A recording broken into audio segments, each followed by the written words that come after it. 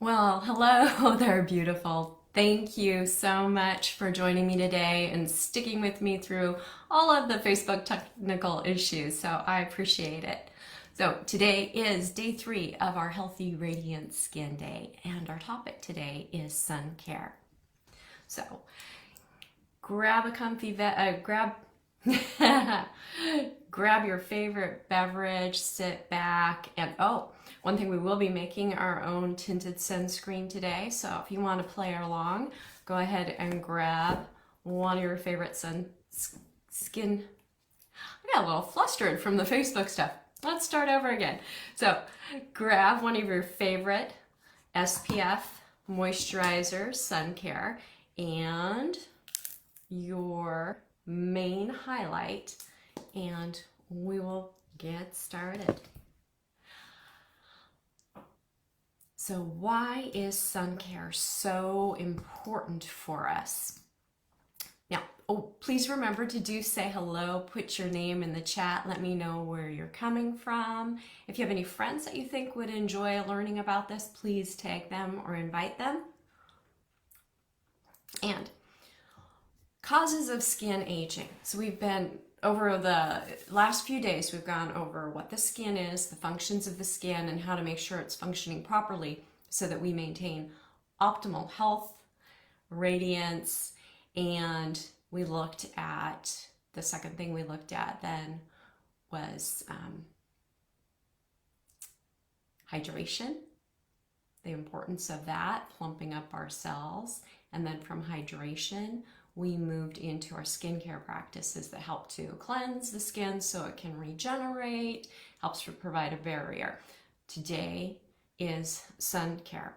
Now, depending on where you live, you might live someplace like here. I'm in the Pacific Northwest, and a lot of times it's cloudy, but the sneaky thing about cloudy environments is that the UV rays still get through, and they're bouncing on our body all the time. They do some good, vitamin D production, and then they can also add to our skin aging process. So there are 3 main things I want to bring up that cause skin aging. You can tell from the pictures, number 1 is genetics, but it's probably less of a factor than you think it is. Research is showing that about your intrinsic, your genetics, are going to account for about only 20% of your skin aging. So if you got the genes where people are looking really old at a really young age, that doesn't mean you will also. Only 20%. It's called epigenetics. What is going to express itself is determining that. So that means we have control of 80%. So 80% of skin aging is actually caused by our environmental or our choices that we're making. Can you guess one choice that leads to skin aging? Yeah, chronic sun exposure. So being out without any protection, and in any form, there are lots of forms of protection from the sun. So a little bit is good, a lot not so good. Smoking. Smoking really ages our skin. What it does on the cellular process, chemical processes, physical processes going on in the body. And then pollutants. So if you're thinking right now, you know that this one of the things that the skin does is it provides that protective barrier. Well, also our makeup provides a protective barrier too. So who needs sun protection? Everyone needs sun protection. Different people need different amounts of sun protection. So why we need it is it's going to prevent photoaging. Photoaging, just this big technical word for premature aging of the skin due to the effects of UV light, or the photon effect. So it's gonna, sun protection helps to prevent that, and therefore wrinkles. It can also help to prevent skin cancer, which is on the increase, and any hyperpigmentation or brown spots that we might have. That's why we want sun protection. What are the short-term effects of UV? DNA damage, and I won't get too deep into it, but DNA damage, when it replicates and it's damaged, it replicates damage. So we want to minimize the DNA damage that we're doing. Immunosuppression, that's your immune response to things. So why aren't you getting as well quickly as you used to? And then sunburn. And sunburn is actually, when you get sunburn, it's the body's response system to remove those radically damaged skin cells so that they don't cause more problems with your body. Sunburn, not a good thing.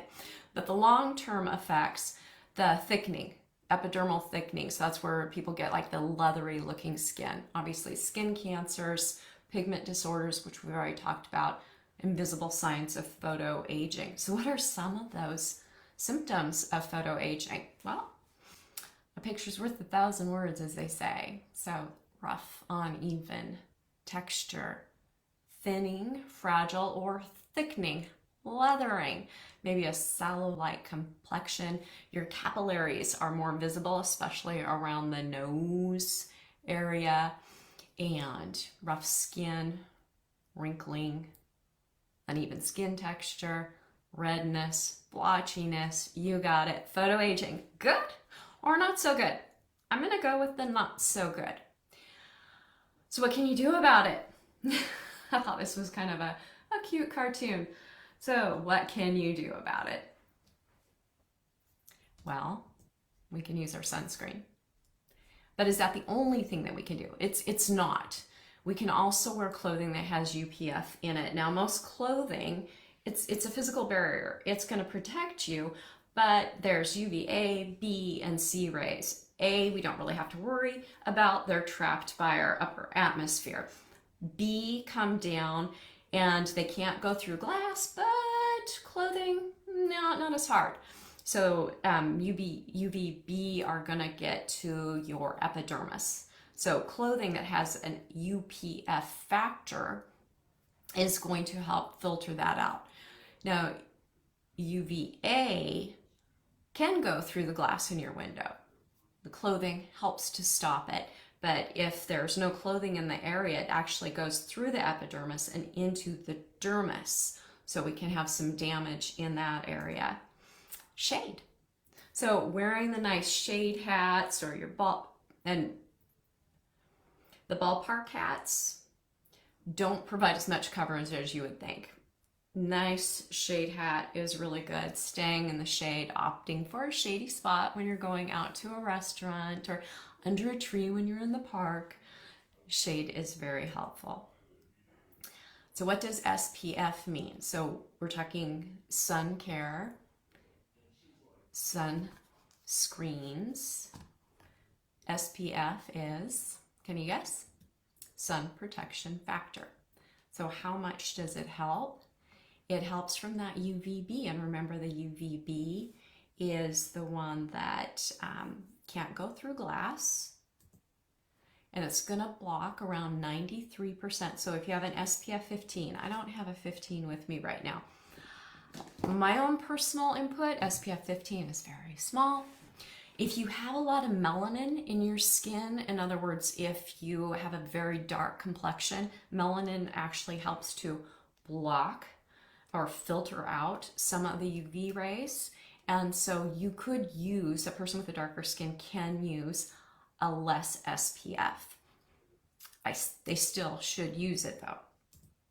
30% blocks 97% of those UV rays, and SPF 45 blocks 98. Now my doctor that I go to, my primary doctor, his specialty is in skin cancer, and he recommends a 50. He's like, don't bother with anything less, just go for a 50. I've read some research that actually said some of the chemicals, this was a few years back that I read it, some of the chemicals to get it from a 30 to a 50 could possibly cause some skin problems. So I usually opt for a 30, but I'm sure things are being improved all the time. So, you know, do a little research, choose your, or maybe you have your own favorite skincare that you like to use with sunscreen in it. And I will talk to you a little bit, okay, with the sun care application.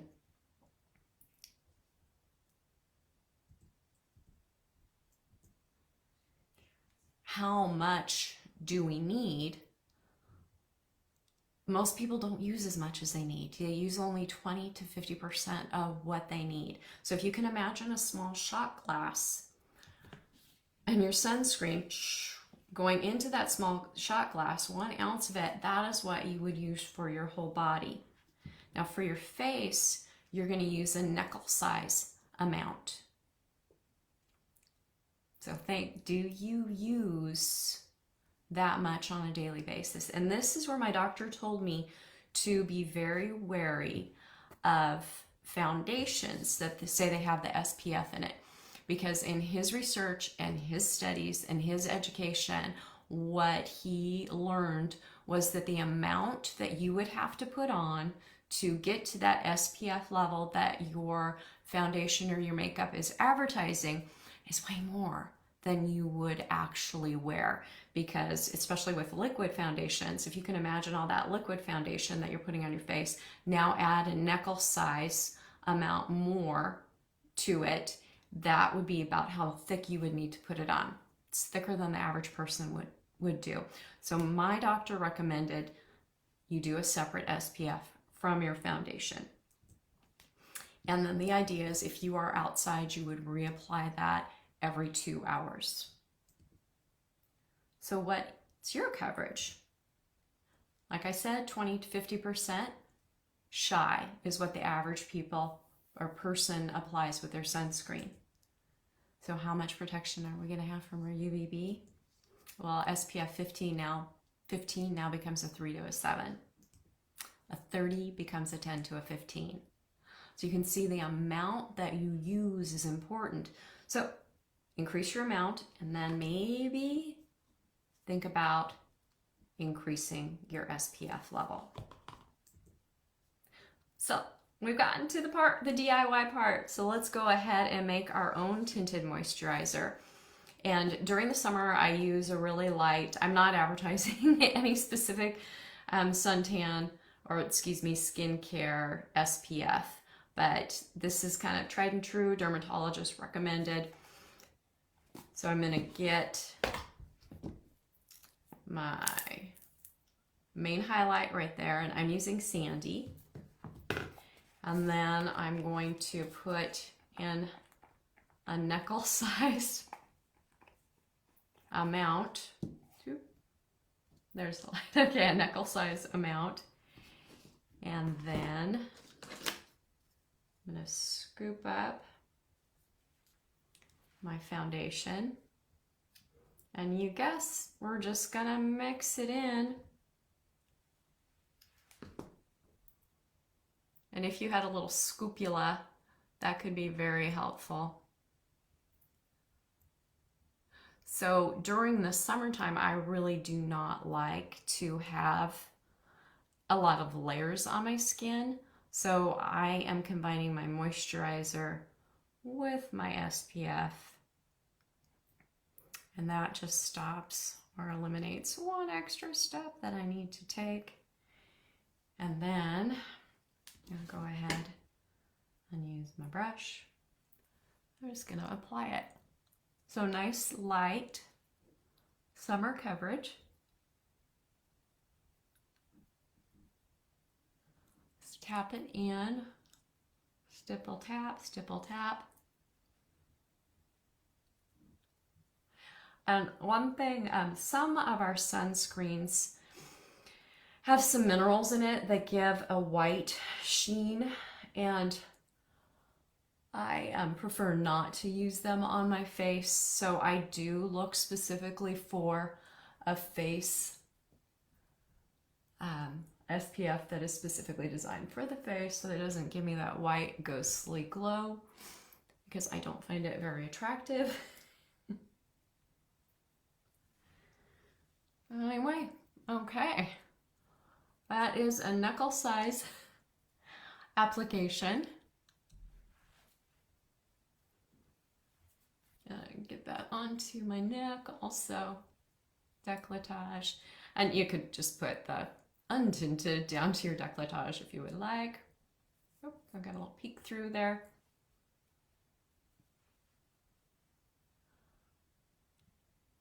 Okay, and then from there, you would go into your regular makeup application. So pretty quick and easy there. Now, if you wanted to cover your whole body, remember, you would be using the shot glass size for that. All right. So now, questions for you. Because we're learning not to learn and store it away and never use it again. We are learning so that we are empowered and so that we know what to do to affect our photoaging. Remember, we have control of 80% of the aging of our skin. So I want you to think about this and either write it down, think about it. You can put it in the chat also. But do you currently have or use a sunscreen? So while you're thinking and writing, if you choose to write, I'm going to go ahead and just finish my makeup application. So what SPF are you using?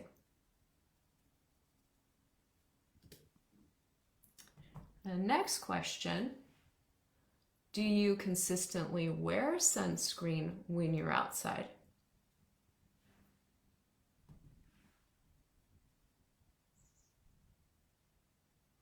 Kind of a yes or no. Don't judge yourself. We're just finding where we are right in the moment. And then the next question, have you been applying enough sunscreen?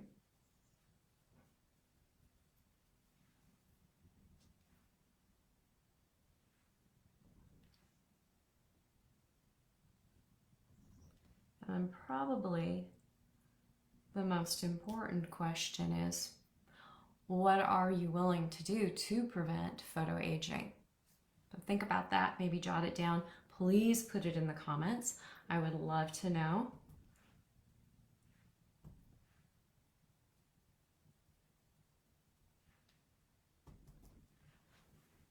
I am just, there, I did it. Well, I got lipstick. Yeah, way to go. I just have a little extra rosy glow. So yes, I tapped into my lipstick. I need to pay attention to what I'm doing.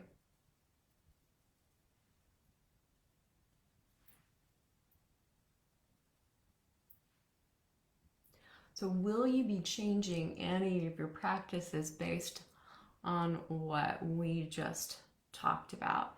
You know, it's one thing, I'm sure a lot of us know this, but it's not, you know, foremost in our mind. So when it's brought back to center stage, it can compel us to action.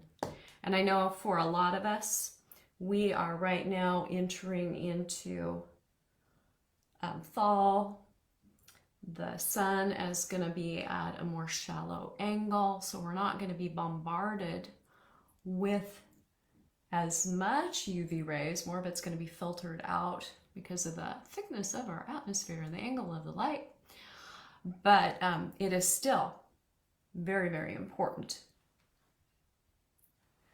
to use.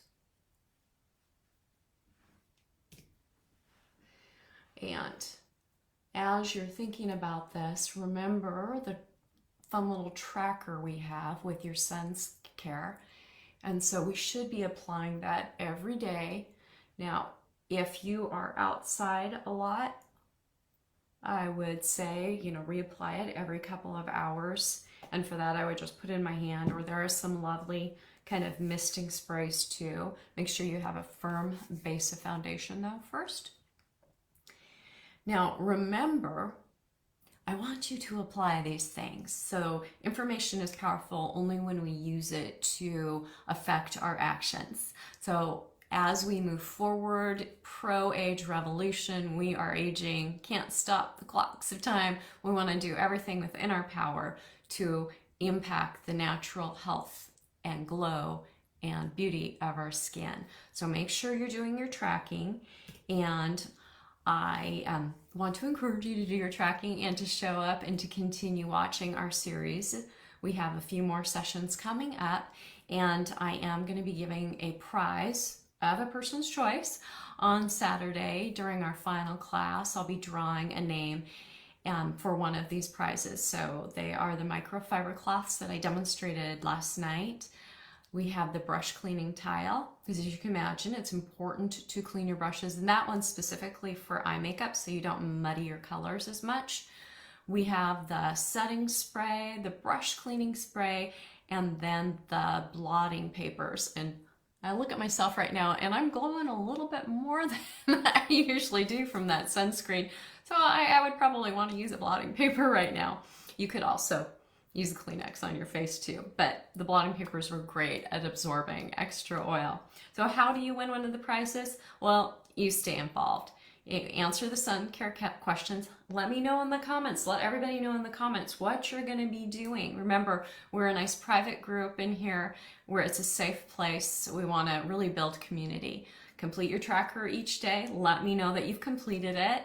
Make sure you comment, ask questions, and share your advice or personal experiences. Tag a friend if they might be interested, and if you invite friends and they join, that actually gives you 5 entries for each friend that joins the group.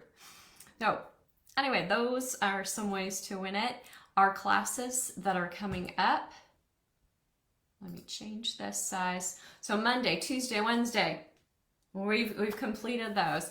So tomorrow, Thursday, is on exfoliation. I'm actually going to be traveling that day, so I will be posting videos. I'll upload them so that you can see them here on Facebook.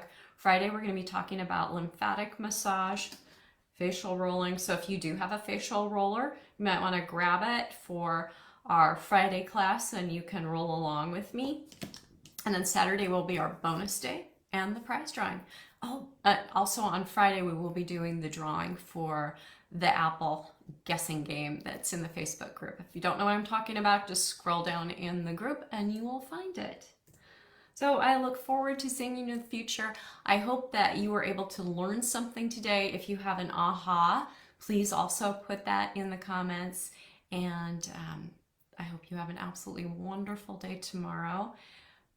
During exfoliation, I'll be going over how to create an exfoliating kind of microdermabrasion scrub that is really healthy for you. And then we'll also be going over dermaplaning to help remove that peach fuzz and the excess dry skin.